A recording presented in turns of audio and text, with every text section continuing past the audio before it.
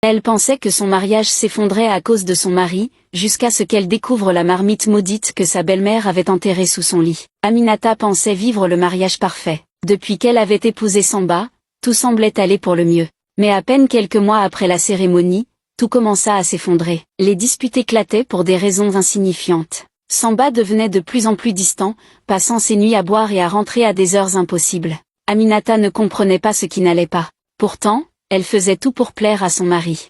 Un soir, alors qu'elle tentait une énième discussion avec lui, Samba explosa. « Pourquoi tu ne pars pas? Je ne t'aime plus » hurla-t-il, les yeux injectés de colère. Ces mots résonnèrent comme un coup de poignard dans le cœur d'Aminata. Elle s'effondra en larmes, incapable de comprendre ce revirement brutal. Le lendemain, sa meilleure amie, Fatou, vint lui rendre visite. En entrant dans la chambre, Fatou plissa le nez. « Il y a une odeur étrange ici », dit-elle en scrutant la pièce. Aminata fronça les sourcils. « Je n'ai rien remarqué. » Mais Fatou insista. Elle se mit à fouiller la chambre. Et sous le lit, cachée derrière une planche mal fixée, elle trouva une petite marmite en terre, scellée par des chiffons rouges. « Qu'est-ce que c'est » demanda Aminata, le cœur battant à tout rompre. Fatou, effrayée, recula. « Ce n'est pas bon signe. Il faut qu'on aille voir le marabout tout de suite. » Elles coururent chez le vieux Mori, un marabout respecté pour ses visions. En voyant la marmite, Mori secoua la tête. « Cette marmite est un sort pour détruire ton mariage.